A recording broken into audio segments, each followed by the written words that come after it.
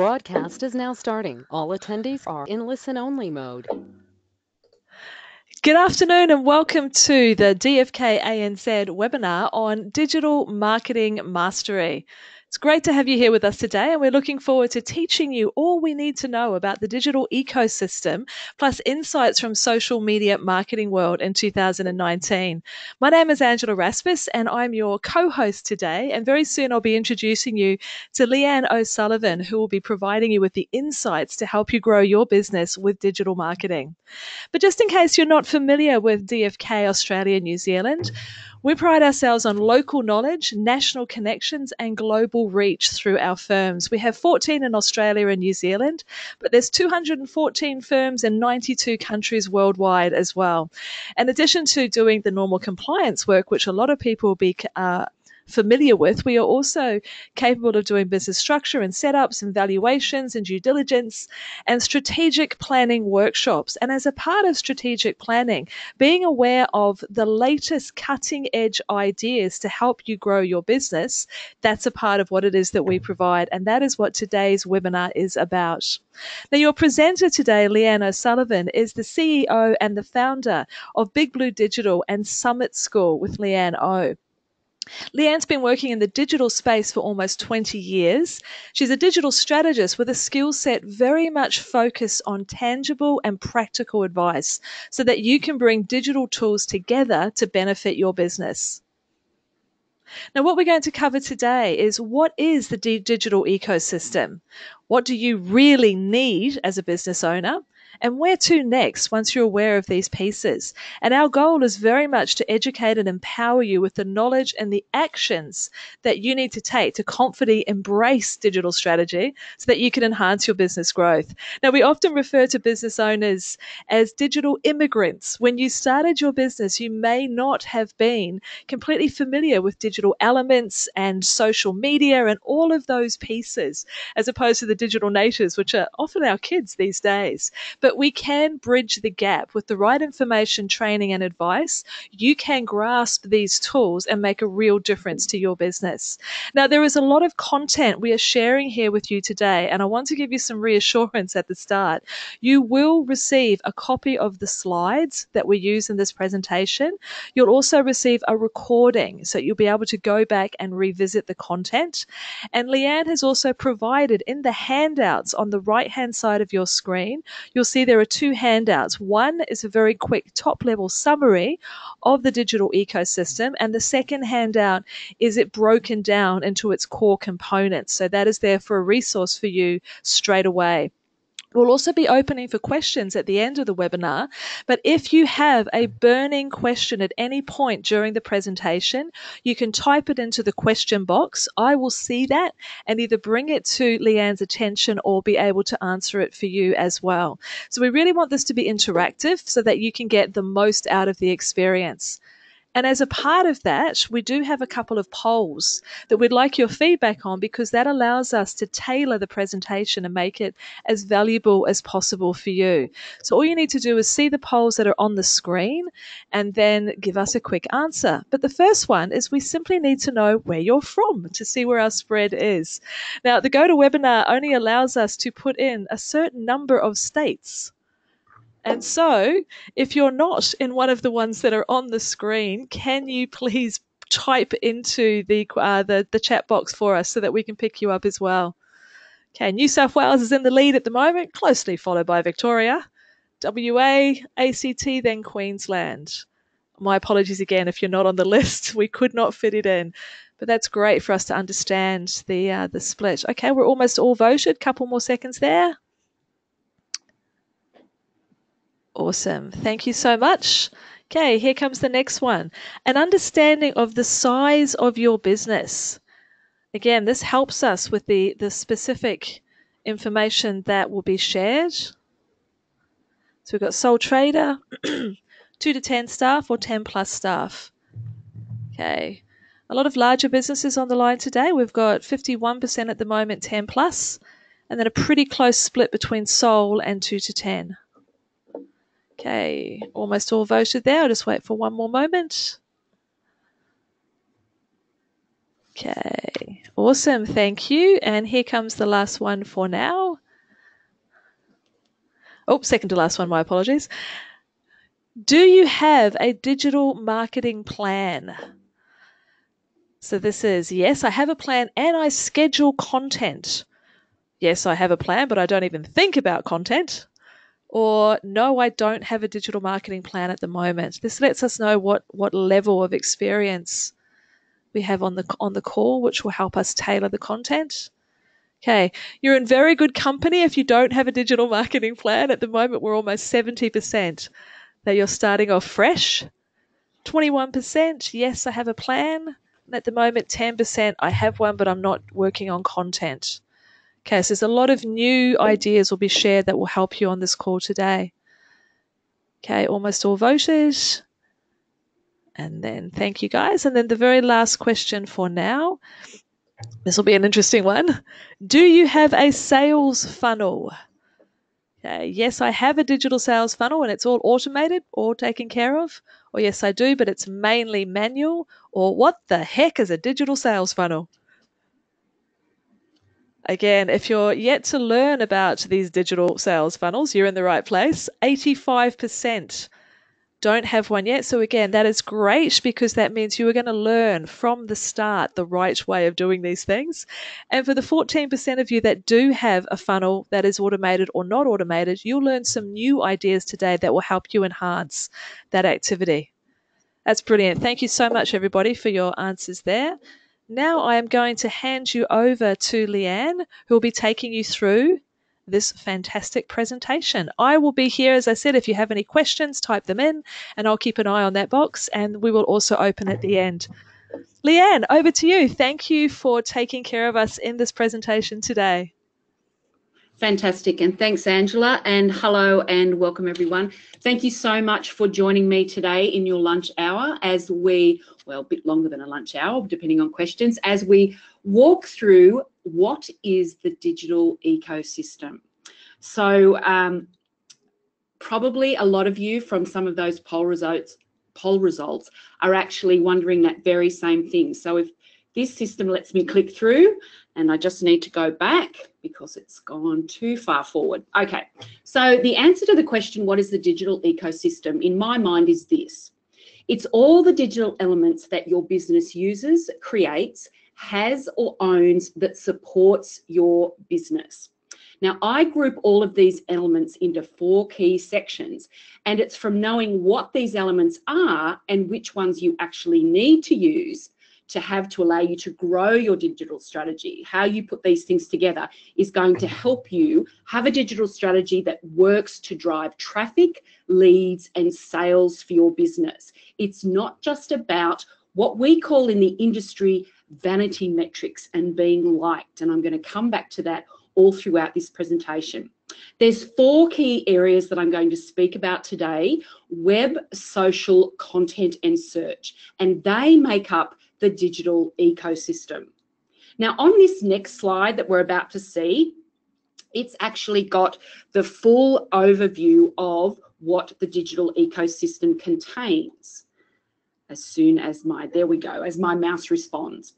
Now you can see on this screen, you're going to get a hard copy of this. It looks quite busy.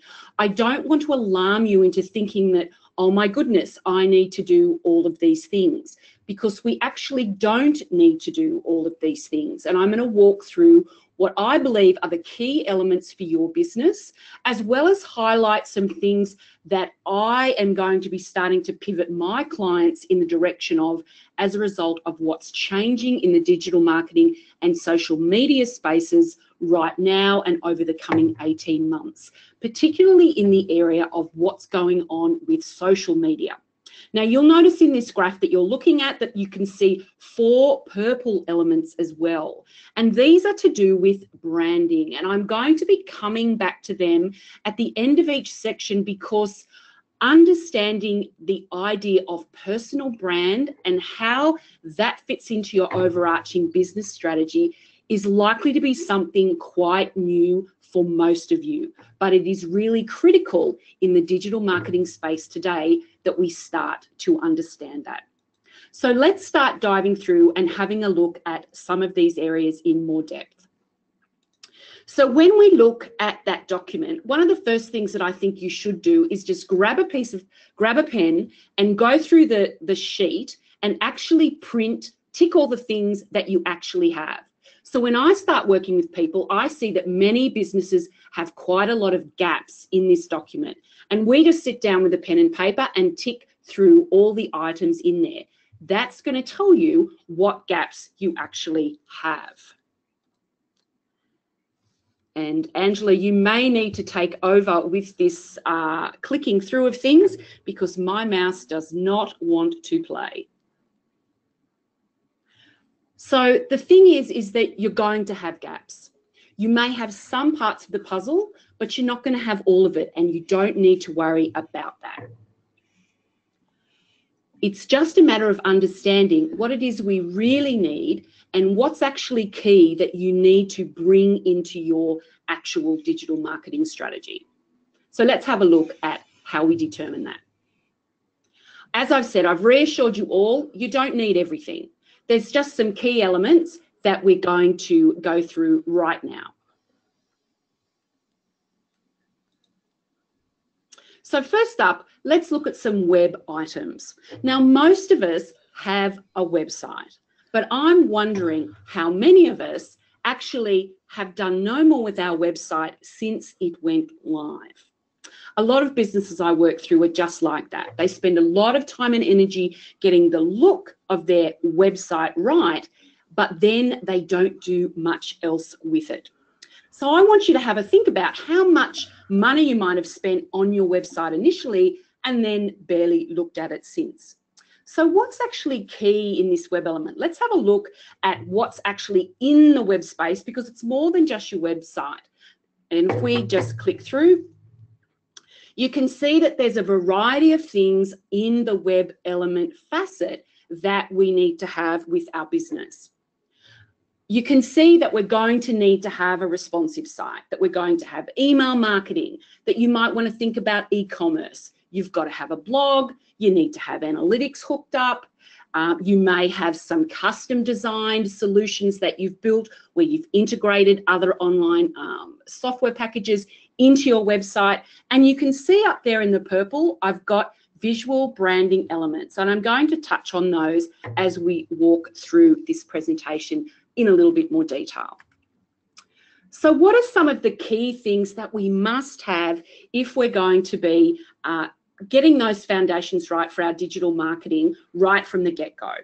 The first thing that I need you to think about, and this is really important, especially if your website might be a little bit old, we need to have a responsive website, which essentially just means that it resizes to fit the screen of whatever item we're looking at, whether it's a great big website on a big TV, our desktop, our tablet, or our mobile. All these things are really important, but what I need you to make sure is you need to think mobile first. What does your website look like on a mobile? And most importantly, how easy is it for people to get around your website, fill in forms, download things on their phone? We are such a smartphone-driven community now, and that is driving so much about where things are moving in the digital marketing space. So that would be the very first thing I would get you all to do. Actually look at your website on a mobile phone to see if it's easy to use. Now, the two other things in here that are also really key, email marketing, making sure that we're capturing email addresses into our system, and maybe we're doing some segmentation so that we don't just send an email to the same group of people. We should be thinking about a bit more smartly, how can I group people into like-minded areas so they get the right kind of content in the future? The blog element is really important. We need to keep our websites updated. Google likes fresh, relevant content. This doesn't mean that we have to write new stuff every single day or even every single week, but we do need to be constantly thinking about how do we reach and communicate with our customers, and making sure that we have a blog on our website that's updated regularly is a great way to do that. Now, all of these things are really important, but the thing I want to focus on inside the web area, my web ninja tip, is having a landing page. Now, do you have a specific landing page, and what are these crazy landing pages? A landing page is the page that we send people to as part of a campaign that we want them to do something. So if you've got a new product launching, you may have a landing page that you want people to come to where they can download a trial, they might want to buy something, you might want them to put their email address in. It's not just another part of your website. It has a particular purpose.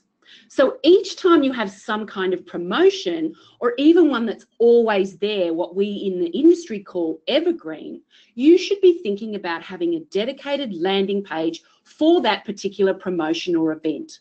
Now, this page has just one purpose. It is focused on just this one thing. We don't want to confuse people into thinking about doing a couple of different things.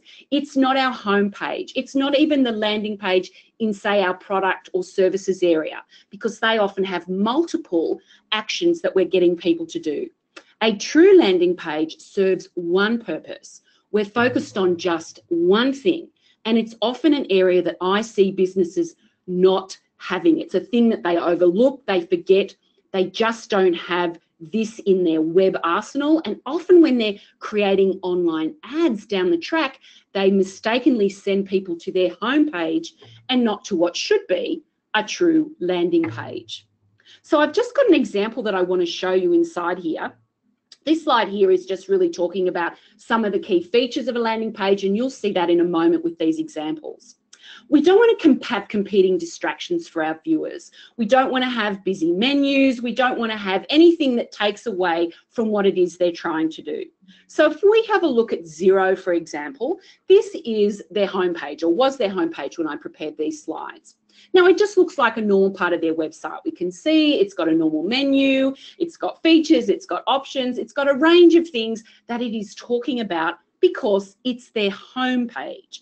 But if we had a campaign where we specifically wanted people to sign up for a trial, we wouldn't send people to the homepage because there's lots of things that they might click on. What we might do, and what Xero does, is that it sends people specifically to a campaign page. This focuses on just one thing. I want you to sign up for a free trial. And you can see inside here that it doesn't have a menu, that it's got a clear call to action, that it's focusing on a pain point message, and that it's also focused on client outcomes. Now, this is something that's really important to think about with landing pages, and this is a foundational element that we always should be thinking about, not broadcasting what we're on about, but creating content, having structures in place that are focused on the outcomes for our customers. So even though this landing page is, we want people to sign up for a free trial of Xero, the content on this landing page is focused on our customers. Now, that message is going to resonate everywhere throughout the entire digital ecosystem. And that's why I just wanted to reaffirm that point here, that we want to focus on a pain point, we want to outline some of the good news stories for our clients, and then we get them to do something. So that's essentially the difference between just having a page and having what we call a landing page. Now, as a result of me coming back from social media marketing world, this thing that I'm about to introduce to you here about branding, it's going to be all the way through this presentation. It's something that has been coming inside digital marketing for a while, and that's this concept of personal branding. And the reason that that's been coming and building is the way that we communicate these days online is actually coming back to this person-to-person communication. But in the web space, what this is referring to is how we make our websites more human. And I'm going to ask you this question: why do we equate being professional with being sterile? What kinds of visual cues are part of our brand, either our business or our personal brands, that we need to include in our websites? Now, some of these things might be You think about your logo and your branding colors. But often when we work with clients to build websites, we look for other visual cues or branding element cues that they need. If you think about the kind of business that you are, there may be things in your business that people associate with you. Now, one of the things that people associate with me in my business is the color purple. But beyond that, in my training, I am talking about the digital ecosystem, the digital landscape. I take people on a journey. So I have pictures of mountains that I'm climbing and tracks that we're walking along and boots and helpful tools to guide people on their camping journey. That's in my training site. In our Big Blue Digital armor, we will often have things to do with clouds or looking into the clouds because we provide cloud-based services. If you think about your business and the things that you are part of in terms of your brand message for your business, what are some of those visual cues that we might associate with you? Now, this goes beyond mere colors and logos. Think about physical things that people may associate with your business, or maybe they're more thought processes. So it could be that you're an adventurous business. So you might show, adventurous in your thinking. You might have adventurous imagery. You might be rural or rustic, so you might show some of those landscapes. So these visual branding elements are really, really critical to help your website make connections and be more human. We're not talking about being unprofessional. We're talking about being human, and we can't confuse those two things. So let's now dive into the social elements in the digital ecosystem. Okay, so the first thing that I want you all to realize inside the social element is that successful social media marketing does not depend on it being live or immediate. We are not about taking photos of our everyday goings on and then instantly sharing them across our social channels. So if you think about big business, they do not post up ad hoc spontaneous images. Everything is planned. They have a clear strategy in their mind and they are sharing that across their networks in a planned and strategic manner. Now, when scandals occur, which they often do, I'm sure we can recite some of the nasty ones inside here, it's often because people within their team might have rushed or have not thought about what they are posting. So let's just first, bearing that in mind, have a look to see what's actually in the social element right now. Now, there's been a lot of change in this little space since I developed this framework even 18 months ago. First up, I'm including an element inside here across the social channels, which is your personal brand essence. And I'll talk more about that in a moment. But just have a look in this framework and you can see what I like to call the big three for business: Facebook, Instagram, LinkedIn. In Australia, Twitter is not necessarily a big social platform for you to connect with your customers. It's more of a news channel where you may want to be wanting to get, PR, messaging or stories about your business picked up, but it's not a place where I believe in Australia you're going to be making connections with your customers. YouTube is a social channel. People share and comment inside there. So even though it's a video storage platform, even though it is used for search, in the way that people use it is more a social aspect. Now, little old Snapchat, for most of our businesses, Snapchat's not even a social channel that we are focused on, and who knows, in 12 months, I may be completely removing that from here.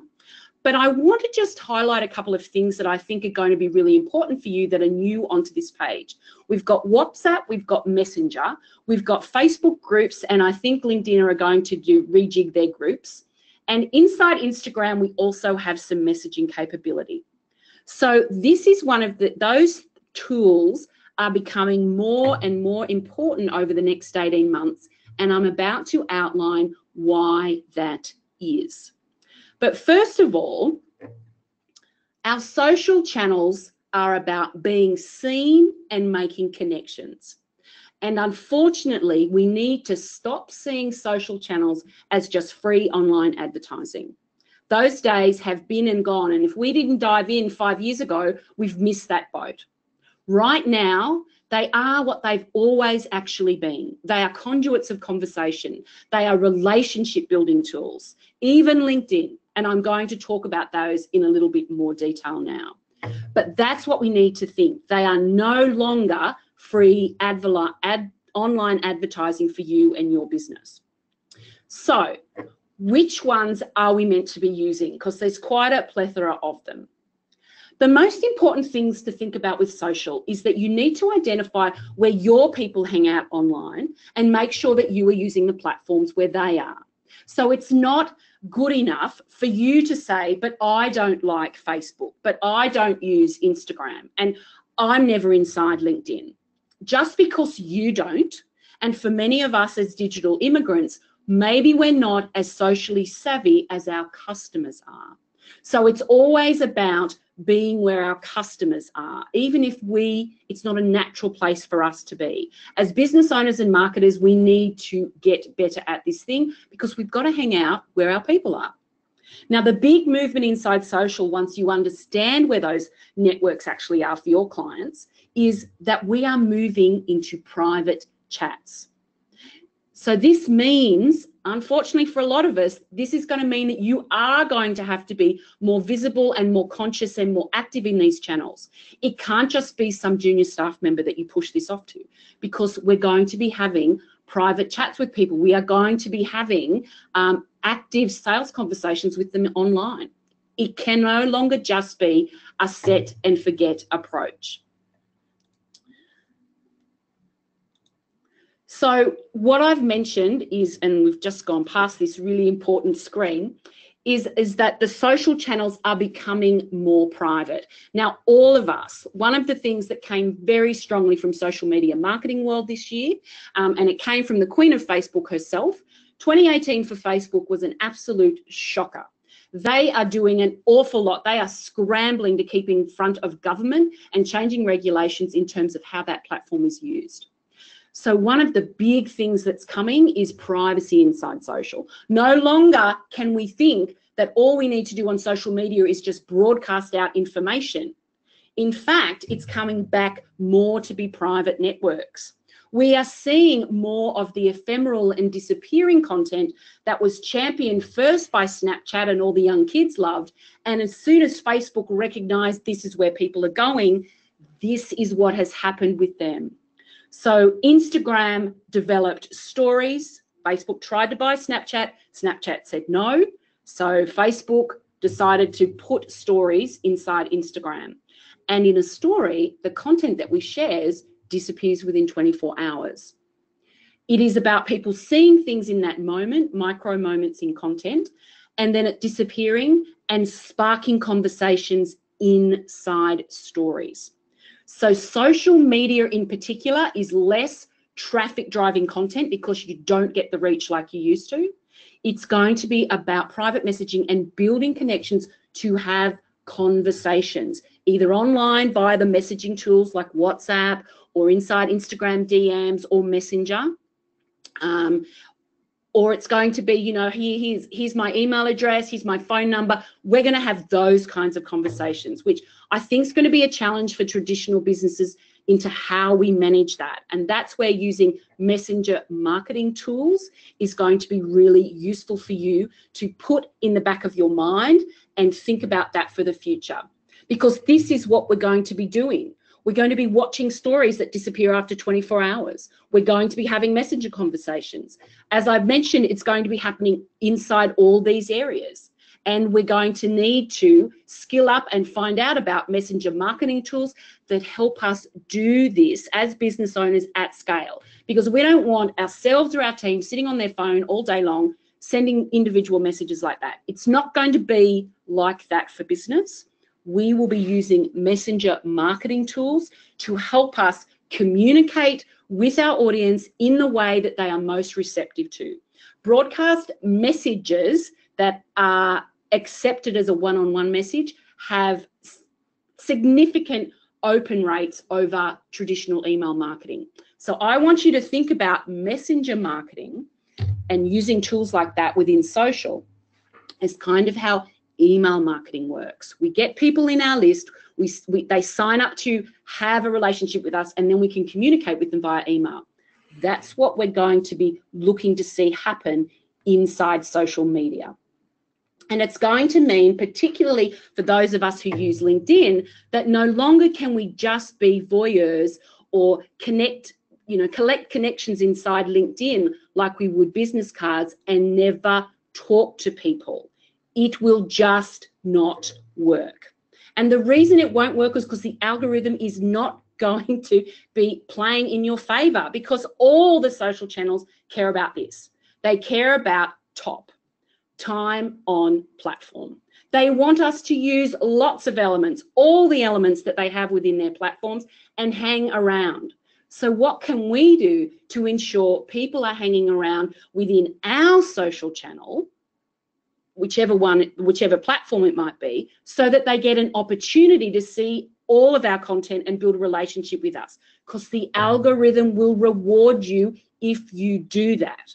If you're just pushing out content and never commenting on anything, never answering questions, never being engaged in the platform, Facebook, Instagram, LinkedIn are just going to say, no, your content's not worth showing to anybody because you aren't active in my platform. So particularly with LinkedIn, you can no longer connect with people and never share, because this is what's going to happen. Nothing.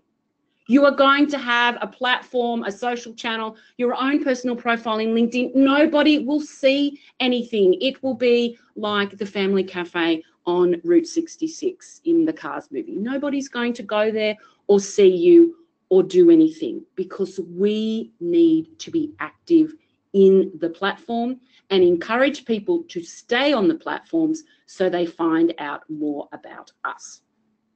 Okay, so let's just go on to the very next slide, which is stuck here.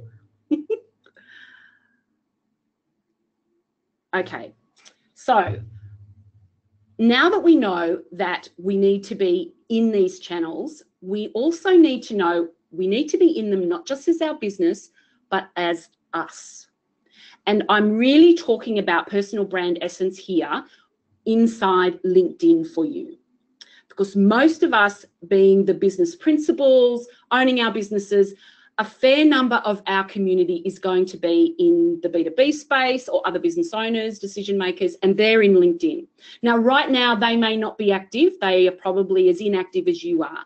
But you need to start stepping up your activity inside the social channels and bring more of who you are, what you think, what you believe, and your expertise, okay? Now, all I'm suggesting inside here when you're going to be present is I'm not saying that you're going to have your own video show or you're going to be hanging around inside LinkedIn for hours a day.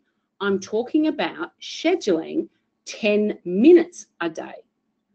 Maybe you might do it in the beginning of the day. Maybe it might be something that you do at the end of the day on the lounge with a glass of wine, and just spend 10 minutes browsing your feed, but not mindlessly scrolling through what's going on there, but actually commenting on your peers, your customers, your ideal clients, or those people that you admire from afar. Be in the platform, just 10 minutes, that's it. Once you do that, then you can start to think about, how can I reveal more of me? And you will find it'll become easier and easier to be yourself online once you get past that initial hurdle. Okay, so what happens in the content space? The content marketing element, I think, is really, it's the fuel of your business's lead generation engine. So we are always about getting new leads for our business and converting those leads. Content marketing is how we do that. So without a structure in place to communicate our message, to use a variety of tools, we're just going to be shouting on a street corner to anybody that might be hanging around, and they may not be listening. So before we start sharing a bunch of information all over the place in a variety of forms, we need to think clearly about what it is we're trying to say before we just add to more of the online noise. Now, one of the people that I listen to at Social Media Marketing World, Mark Schaefer, talks about content shock, in that everyone is putting out way too much rubbish content because they think they need to share something. But we don't. What we should be doing is thinking about, what are my customers asking, and how do I provide answers? How do I give them tools to make buying decisions? Because that's what everybody's doing. They're doing a lot of research about us, looking at us in our social channels. They're looking at our stuff online before they make buying decisions. So we need to make sure that the content that we share is helping them to make those decisions. Now, there's a variety of tools in this area that you can use. I'm going to show you briefly what some of them are, but you do not need to do all of these things. Again, you just need to think about your own customers, your own circumstance and things. What might work best for us? What is easiest for us to do so that we can do this on a regular basis? Now, back in the web element, I already spoke about having a blog. I do believe that that is a critical foundation that all businesses need to have. So I think that blogging, sharing your expertise, providing value is really important for any business. I don't care your business, it's super important. So that's a given. I also think that sending regular email campaigns is also something that you should be doing, because, as I said, in the web, we put the email marketing tool on our websites, and we want to send out messages letting people know what we're doing, about our new blog posts, about our new offers. But if we can segment people inside here, it makes for much more beneficial and valuable email marketing campaigns. We see less unsubscribes when we target our content. Now, on this page, there are two key elements that I want you to focus on: personal brand messaging and live streaming video, or just video, live streaming or video. Take it that video is going to be important in your future, okay? So let's just click through to the next page. Okay, this is my biggest takeaway from Social Media Marketing World. It should be something that you commit to in your business in terms of what you're doing in digital marketing and social media. And for a lot of us, especially if we've been in business a long time, we'll just go, of course it's all about people. It's always been about people. And you are right. And what I think's happened is when everything went online and went up into social channels and all these agencies dived in with all these automations, everybody kind of thought that we could just automate everything and push stuff out on all these little fancy tools and forget that ultimately it's about people buying from other people. So I want you to think that you're not really in the B2C space. You're not really in the B2B space. This is a term you're going to hear more and more. It's the H2H space, because it is. The online world has made it seem like we don't really need to talk to people anymore. But what's actually happened is the reverse. We need to be more human than ever online. We need to show up as the people that we naturally are when customers come into our office or when people talk to us on the phone. So how on earth, it seems a really crazy question to even type there, how to be more human? Well, I think we forget in the online space what that means. And the easiest way I can describe it to you is to tell stories.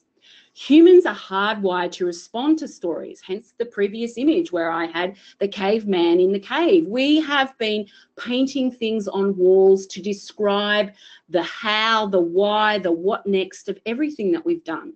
We're hardwired to respond to them.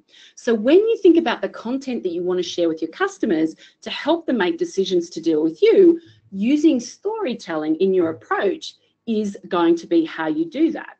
And video is going to be in your future to make that happen. Not everywhere, not every time, but more and more. And it is going to be really important that we break the ice with video.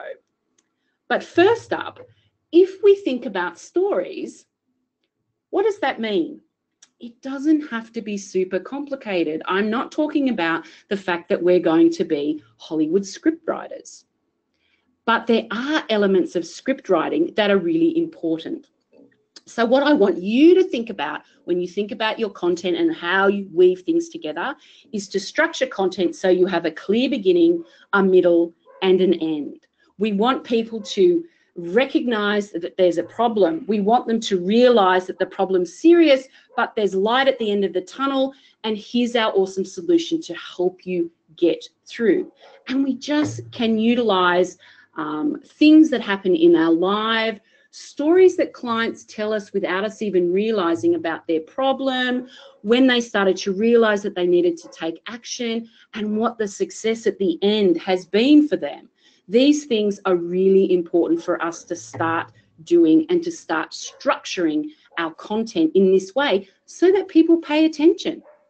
And this means that we don't have to be so professional and stuffy, irrespective of the industry that we're in.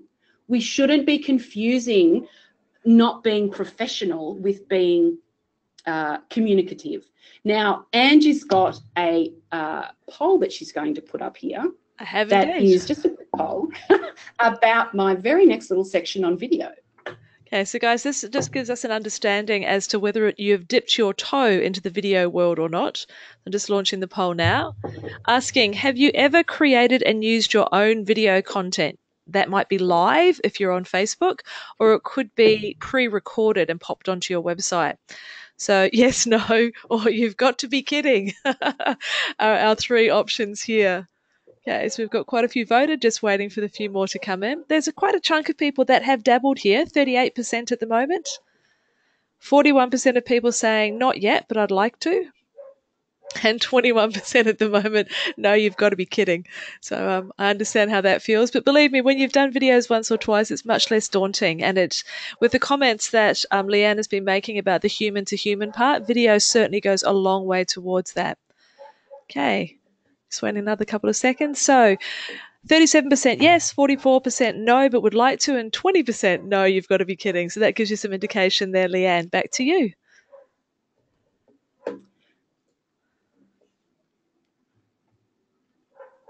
Fantastic. Thank you, everyone. And yes, those numbers are pretty indicative of what I see with my clients. Congratulations, the 38% that are already using videos. Well done. We are visual people. We respond to videos better than most other forms of content, but you don't always need to pay the big bucks to use video in your business. So that's one of the things that I think as part of this misunderstanding of what professional means and getting our communication message across. There are some great tools that you can use to do video the easy way.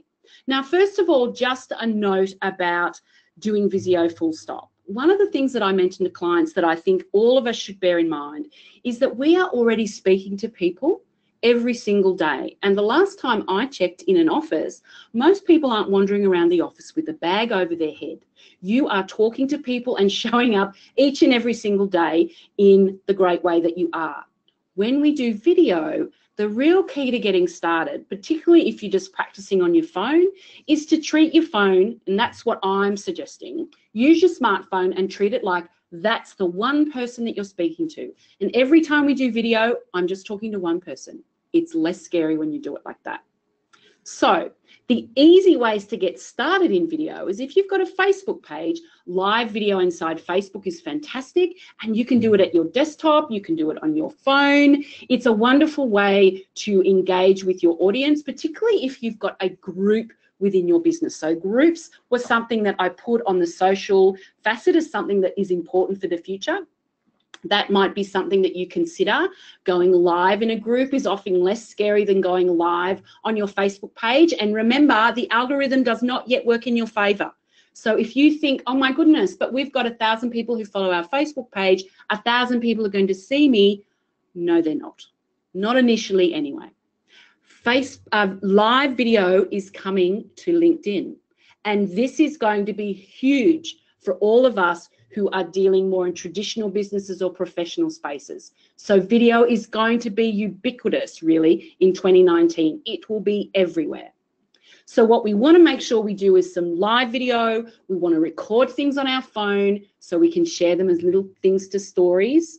and share them across to Facebook. So we want that storytelling thing going on inside those channels. If we've got video that we have created, we want to upload it natively inside Facebook and upload it into IGTV. But if you really find that you just can't put your face in front of the camera, there are great little tools that let you bring in stock video or create little animations or explainers using tools like Wave Video or Biteable. Now, these are your friend. They are fantastic for business to dive into video, to get someone on your team that might be a bit creative, to help them take some of your messaging, say from a brochure or some of your key service offerings, put it into these little tools, upload some screenshots, whack some music in, and literally that is how easy it is. I am not making that up. I am not doing a sales pitch for them. I don't get anything from these two tools. I just know it works. And for busy business people who probably think we're not creative and I'm not putting myself in front of a camera, you may find these little tools are amazing. Heads up, Biteable is actually Australian. They come from Tasmania. So you might like to have a look at them first. So if we again come back to this personal branding part of things and we look at messaging, one of the things that I'm going to challenge you with here is how is your personal brand message resonating through the tone of your content? Is your brand message and your personal message in sync? So how your business presents itself online and in the tone of the content similar to how you present yourself and speak online? There needs to be congruence if you're going to start speaking or sharing information inside, say, LinkedIn, for example. The things that you share, the tone, the value statements that you put out without even realizing should be congruent to your brand message. And the reason, if they work together, you'll actually find it helps grow your branding positioning because you're out there being a champion, sharing what you know. It helps people come to know more about your business. And I keep putting this on here about being professional, confusing being professional with being a robot online. We don't want to do that. We just want to be ourselves. So the final part of the digital ecosystem is we come to search. And in my book, search is a two-way street. It's as much about people finding us as us finding our people. So there's a whole range of tools and tactics in here that are required so that both of those things can happen. So I'm just going to go through and outline some of those key things for you, but I want to point this out in particular. In a sea of online content, so we've already talked about content shock, your personal brand now becomes a key part of this puzzle. People are looking for you online, not just the name of your business. You're going to be what's memorable. They're going to come looking for you in the online space, and that is how they're going to find your business. We can no longer just think we're going to hide behind our business name, thinking that we're somehow going to go public or be a massive big business. We need to be thinking people actually are going to remember me before they remember my business. So let's just have a look at the search facet. And there's a bunch of things on here that are probably new to a lot of you, particularly this scary thing called backlink strategy. So I'm not going to talk about that. But I am going to point out on-page SEO, understanding what is it our customers ask for, what are they searching for. That's what that's about, search engine optimization. But I've got Facebook and Instagram ads inside here, and I've got retargeting inside here that I'm going to talk about. And there's that really important point, personal brand recognition. People will remember us, go looking for us before they remember our business. So search itself is not a magic formula, unfortunately. So many clients that I've worked with over the years, when they think search, just say, oh, you've just got to put all these keywords in the page without really understanding what on earth a keyword might be. So if we think about search engine optimization and the whole search function, we are putting ourselves in the best possible position to be seen online and to be found online. It is a really active part of your digital strategy. It's going to be where you spend most of your money in the online advertising space. Once we've got some foundational elements set up in place, you know, normally firms can manage a lot of their content marketing, but in the search area, it's going to come down to some dollars and making sure that we put some of our marketing budget into that online advertising spend area. Okay, so what else is important in the search element? First up, it's this little idea of retargeting.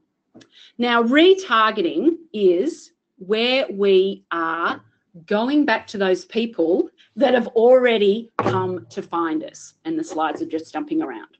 So that is my big ninja tip for you today, is that when we want to advertise online, the best possible people to advertise to are those people that we've already warmed up in some way.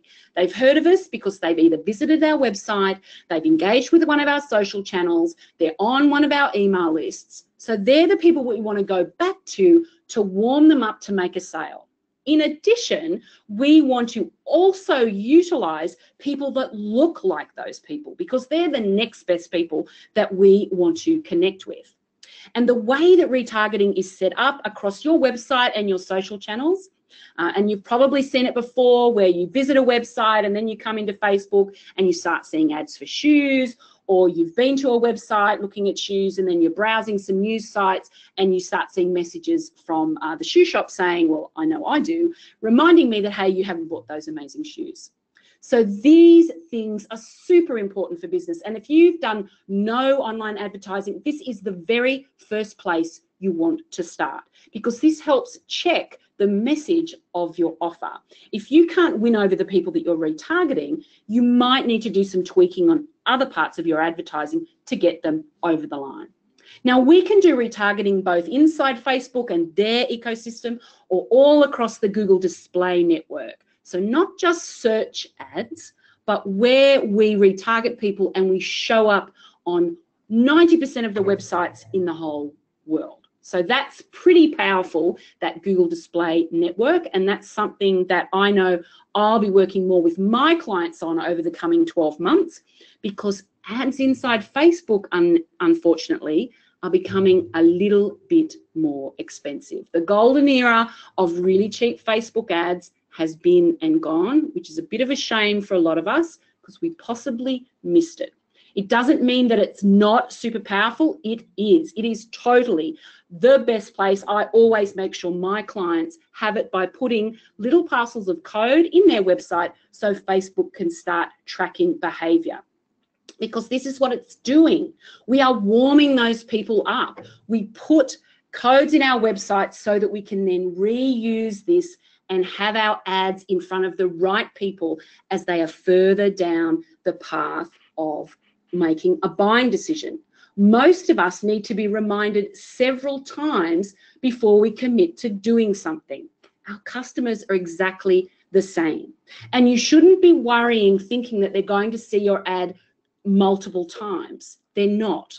Most of the time, whenever you use Facebook or Instagram retargeting ads, or whether you use Google retargeting ads, the likelihood of them seeing your ad more than twice in the realm of people that could potentially see it is very small. Unless you've got massive budgets, thousands upon thousands of dollars, you can be rest assured that people aren't going to see you too often so they resent your message. They're going to see you just enough so that we can tip them over the line to do what it is we want to do. That's why retargeting ads work so well. That is why abandoned cart emails work so well. They are super successful, and it's the first place you should be starting when you're going to do advertising online. It's the biggest mistake people make. They go cold rather than going with those people almost ready to buy. And a big tip for you here is Google display ads. So not just the Google search where you put a Google ad, you type in your search criteria and you might pop up the top.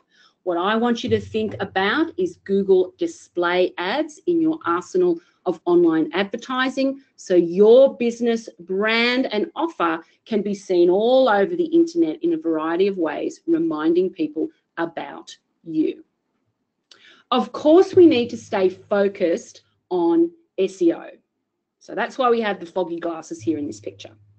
We always need to think about what our clients, customers actually search for. And we may need from time to time to clean up our glasses. We need to sort of focus in and hone in on what it is they're really asking. If we're thinking H to H, which in this instance is how are they actually typing in questions into Google? The other thing that we also need to be thinking about is not just what they might type into Google, but what they might say to voice-activated devices. If you think of Google Home, if you think of Alexa, if you think of, the Amazon tools on the Apple Siri, all these things are, okay, Google, okay, Alexa, okay, whoever, and they ask a question in a normal conversational tone. Okay, so it's not just about a bunch of keywords, it's to think more about phrasing. What can I do for you?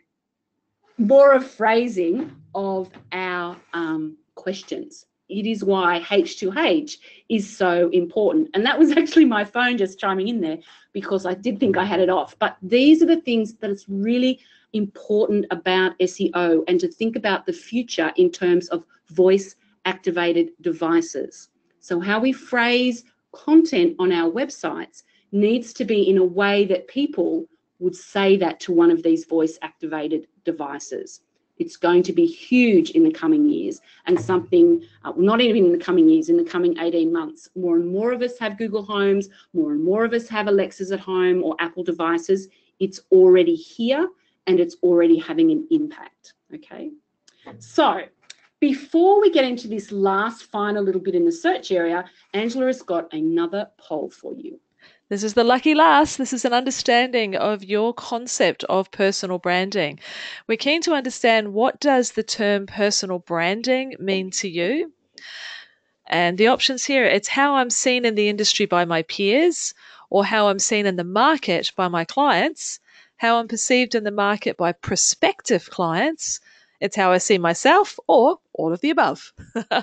So you may feel it's one specific area, or you may feel that it's a combination of them. You can select any combination of these options on the screen. Okay, just seeing the votes come in. And personal branding, as Leanne's been explaining, you're actually putting people connect person to person rather than person to business. We may buy brands as in Sony, etc., but when it comes to the person who is making the sales transaction, we're always buying from an individual. So personal branding is certainly very important. Okay, we're up to 75%. Now, a large degree of people believe that it is all of the above, which is great because it is, but there are parts that are more important than others. So we're seeing a split of how it's seen in the market by my clients as the top individual vote that's coming through, closely followed by how I'm perceived in the market by prospects. But overall, very much all of the above. So let's find out what you can do with your personal brand. Thank you. And we're back. Fabulous. Thank you, everyone. And yes, I believe that personal branding is about all of those areas. And it really comes into its own when we move into this search element. It is probably the most important part of why we've done all those other things in the lead up to get to this area, because we want people to find us, and it's through us that they're going to find our business. So we need, as the business owner, as the principal, we need to be showing up online all the time. Now, when I say all the time, that does not mean 24/7. That is not what I mean by all the time. But I'm talking about regular, consistent conversations, communications, engaging in social platforms, being seen by your customers in videos, doing some of the networking that you may have done in the past in a real world sense, but it's doing some of that networking in the online space. That's one of the critical things, I think, for any business as part of their digital marketing strategy, is that the principals of the business need to step up and lead the way for your teams. You can't outsource you to other people in your team. And this is a quote that I heard last week while I was away. It's like going on a hot date and then sending someone else. We just can't do it. Now, I realise that maybe you aren't going to be the best person within your organisation to do a Facebook Live, but really only you can actually connect to your market inside LinkedIn. You can't just rely on other people. So yes, there is going to be things within all of these facets that maybe you personally aren't best suited to, and that is perfectly okay. It might be that you get to do some video work and you're guided by someone who might ask you some questions. It could be that you get a professional video to help put you at ease if we're thinking that video is really important. It might be that you blog in the first person and you share that content, but it needs to be seen to be coming from you. That's something that I really want all of you to go away from here today, is that you just can't outsource yourself. And as the principal of an organisation, it's really your responsibility to dive into those areas. Okay, so I've briefly got some key takeaways in particular from Social Media Marketing World that I was at last week for 2020 and beyond, because that's how close some of these big changes are coming up against us. So first and foremost, the shift is private. Less broadcast, more conversation. Less automation, more connection. This is going to be a big challenge for how we may have developed our social strategies and digital strategies in the last 5 years. If you're still posting things on Facebook in the way that you were doing in 2017, even last year, they will no longer work. We need to do things differently. So the biggie, Facebook. By the end of 2020, you will not recognise it, whether it's personal or whether it's business. It is going to be vastly different. Don't be surprised if the news feed disappears. We may see the channel look and behave and work more like that one on the right, which is the Chinese giant WeChat, which is an all-encompassing little tool, part Instagram, part PayPal, part video storage, part Snapchat. It's an amalgam of things, but it all happens person to person. And there could be multiple webinars on what that little tool might be, but Facebook is going to be different, and the way we use Facebook will need to be different. If we then go into a platform, Instagram, of course, owned by Facebook, but it is growing fast. It is really huge, and it is going to become more huge for business. It is no longer the place, a lot of fallacies around Instagram, that it's about food or coffee or young things. And yes, those things are there. But if we're going to be moving more towards this H2H approach, then Instagram is a perfect platform for that. But it's not going to necessarily be in the feed, which is a more magazine-y type look. And we need to get over chasing likes and comments on our feed, but rather seeking to find deeper connections elsewhere within the playground. So if you think about Instagram, it kind of has 4 distinct playground areas. It has its stories, it has IGTV, watch this one. Instagram is serious about this becoming a thing, which is long form video inside Instagram.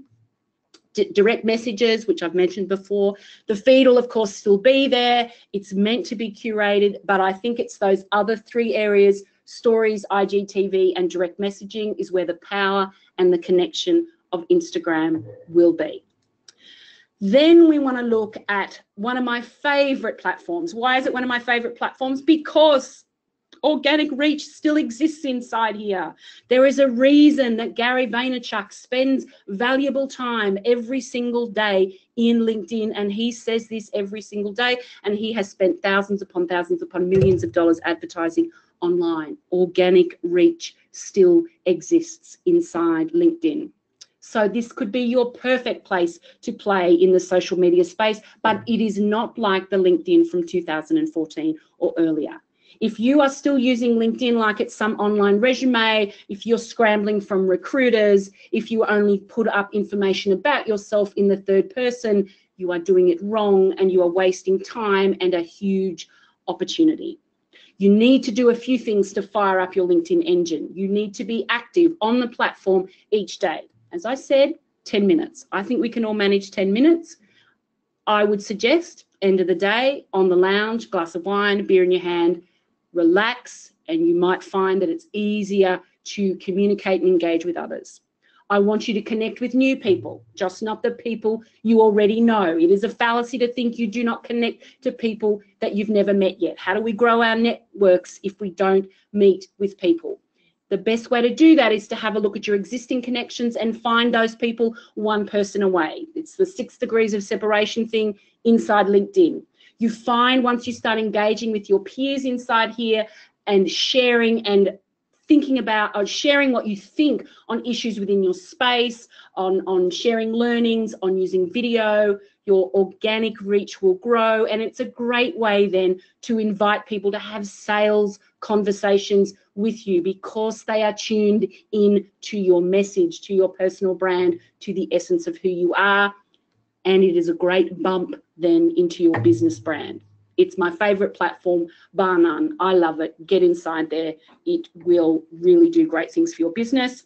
The other thing that's really important as part of this whole helping us be seen online, if you are active inside Twitter, and I'm not suggesting for business that you might be, but if you're using LinkedIn and Instagram, you may have realized that hashtags are a thing. Hashtags have been a thing inside Instagram. Hashtags are a thing inside LinkedIn, but they need to be simpler. So inside, when you're using hashtags in Instagram, you say crazy things like social media strategy, social media 101, social media on a Sunday, social media tips, social media experts, social media, you get the idea. When we're in LinkedIn, we want to be simple. See, there's a reason I love this platform. So much simpler. We might do things like Australian taxation, wealth creation, business growth. We might do no more than 5, but we want to keep them simple. And you may notice inside LinkedIn that it is offering suggestions for you of the best hashtags to help more of your content be seen inside LinkedIn simply by tagging it with the right hashtags. It's a great platform. Please get onto LinkedIn. I love it. And then finally inside here, this is something I think is part of this whole human-to-human approach. And I've got my hands on a great book from a great content marketer, Jay Bear. It's called Talk Triggers. And again, you might think we're going back to basics about how we communicate with people. So we want to get people talking about us online. What are some of the word of mouth things that we need to do? So we can no longer just push out content without thinking, how does it make a connection? We can't have boring, samey content. Everybody's over it and sick of it. If we're going to post, if we're going to talk, if we're going to communicate, these are the 4 things that he suggests: that it must be remarkable, that it must be reasonable, that it must be repeatable, and it must be relevant. Now, they will be different things depending on your industry. It's not talking about necessarily being crazy or spending a lot of money, but being in touch with who our customers are and how we create experiences that they talk about and share with their friends. As all of social media is becoming more private, it'll be really important that we have that positive word of mouth happening online. So get your hands on that book. And then finally, the 4 V's of content marketing. So what is it in relation to the content that we share? Visuals, voice, value, video. The visuals, we want people to make a connection when they see us. We need to be recognizable. If I was to ask you, when you think of Tesla, we think Elon Musk. We make an association with him because he is active online. We get that connection. If I mention Ford, who the hell is running Ford? Who cares? We aren't connected to that brand in the way we might be connected to a Tesla. If in Australia, for example, if we think about Qantas and Alan Joyce, that kind of brand, parallel branding goes well together. We associate him in a positive way with that business. I can't say the same for the leaders of, say, NAB, the chair or the CEO, both now gone, and neither of whom we'd heard of until after the Banking Royal Commission. So we need to think about how we're visually connecting with people. We need to think about how we're speaking with those people as us, as a person. We also need to be less focused on giving away what we may class as IP. It's probably not really. If it's that commercial in confidence, you do it a different way. But we need to be thinking about sharing valuable information. In a world of content shock, don't give people mediocre anymore. Think about what it is you can share. The reality is what you do needs years of training and expertise to do. Share how you do it. They're going to realize what you do is important and ask you to help them. And finally, video. And we need to think, you know, short snippets, 15 seconds, 30 seconds. And we want to also get the words put across our videos, the transcript put on our videos. There's online tools like Rev can do that for you, because when we watch video on our phones, we do it on silent. We want to read what people are seeing. So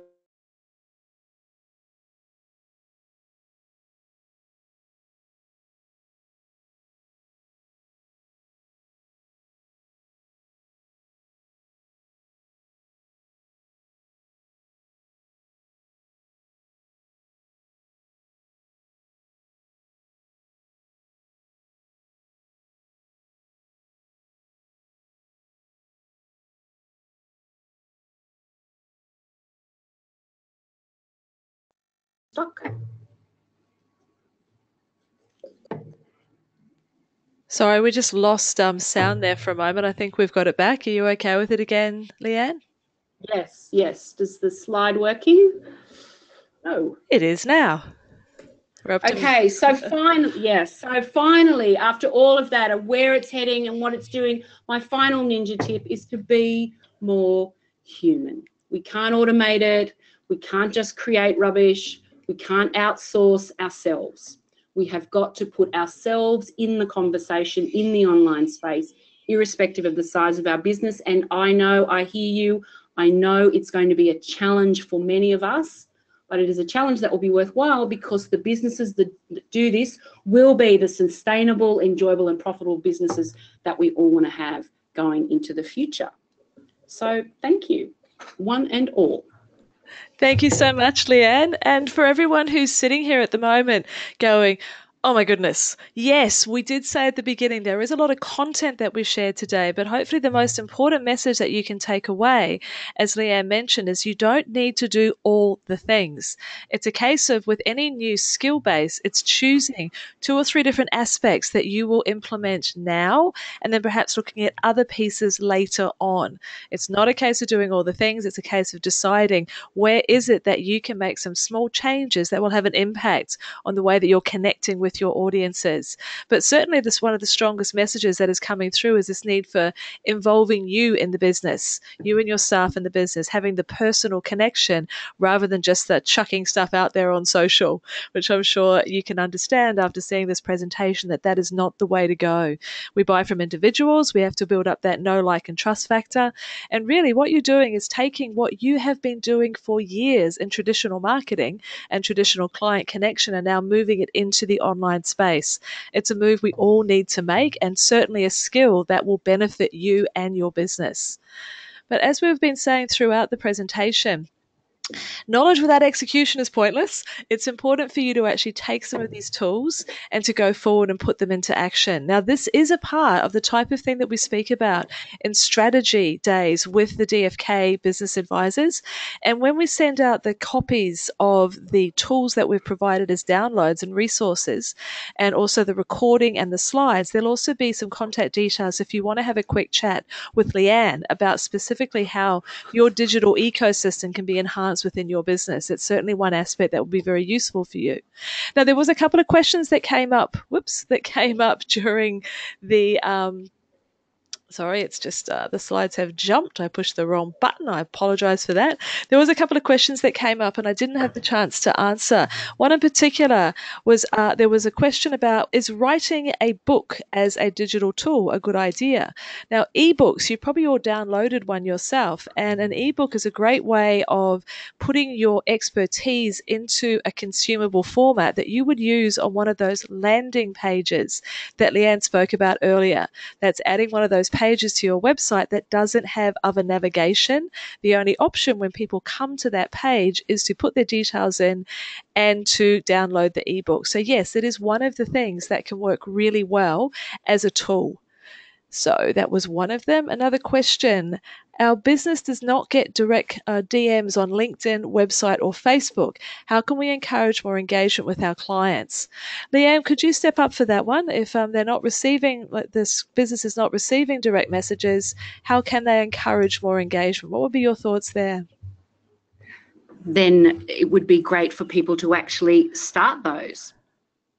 This is the thing, I suppose. We are a bit shy, but I think everybody is a little bit shy. My suggestions for creating opportunities to have those conversations, particularly, and if I just speak about LinkedIn, one of the worst things that you can do when you have a brand new connection on LinkedIn is to simply, you make a connection and then the very next thing you do is you send them a message. That is a big no-no. What we should be doing is that we should be quite strategic about new connections. Excuse me. Have a look at who they are. Have a look at the industry that they're in.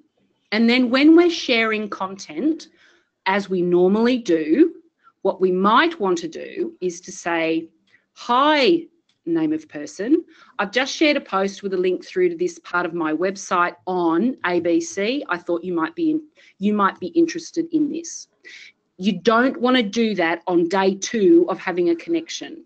You need to build up, give people an opportunity to come to know you. And the way that they do when they're a new connection, the way that the algorithm works is if you're posting content regularly and someone's become a new connection of yours, so they're going to see more of your content initially because of that brand new connection. So it's really important if you've got a strategic plan in place to say, I'm going to be finding more of my kind of clients, and you've got a list of, say, 5 people that you've connected with, that you've got a plan of, I'm going to make sure that I'm going to be sharing my thoughts on service A or product B or just generally things that come across my feed so they see you're active. And then you go to them. If we wait for people to come to us, we may never, ever get anything. So don't be frightened of going out to them, but after a period, and then be helpful. Just be helpful. And I'd like to add to that, if I may, and that's actually letting people know that we're available for direct messages. So encouraging people, giving examples. Joshua, for example, it could be that you've just answered a couple of frequently asked questions by someone that's approached your business. I would share something like that on Facebook. You know, the other day we received a message from Frank, and Frank wanted to know XYZ, and this is the answer we gave him. If you have a particular question, feel free to message us. So actually letting people know and giving them examples of how it's actually happened can also get that conversation going. So the combination of the connect, get to know, and then message, but also the opening up and letting them know that messaging is available are a couple of ideas there. Okay, so thank you. Debbie just purchased Talk Triggers by Jay Bear. Bear, is that how I pronounce his surname? So yes, Jay Bear. What I'll do is when we send out the email with the follow-up recording, etc., I'll find a link for Talk Triggers and I'll pop it in there as well in case you would like to purchase it. Because like any new technology or any new approach, yes, we'll have a learning curve, and Talk Triggers is a great one that can help you shorten that curve. Okay, so just checking, is there any other questions? Okay, one coming in from Haley. How can we attract connections to a company page on LinkedIn, considering there's no ability to share or comment on a company page? So this is company versus personal profile. What are your thoughts there, Leanne? Oh, this is the thing. You can't do one without the other. You cannot grow your company page unless you're one of the big brands, in which case people already know about you, and I'm assuming that you're not. You can't grow your company page without buy-in from the principals, the key players in the organisation itself. They must be part of it. And what they can do is that they can share content from your company page.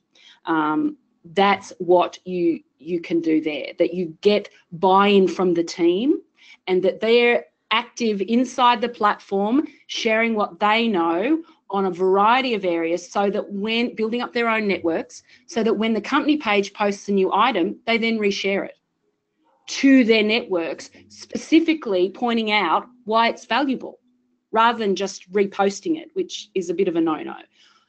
I'm interested in the fact that you have knowledge, you've got insight. So the fact that you're sharing a company post from the company that you work for won't necessarily interest me unless you're showing some insight. So that's how you do it. The other thing obviously that you should do is on your website, make sure that you've got a link to your company LinkedIn page. So you should have that, as a little icon on your website, in the same way that you have your Facebook page connected there. You want to make sure that you have your company page there, but you need to be leveraging the personal brands and the personal influence and connections of your people within your organisation.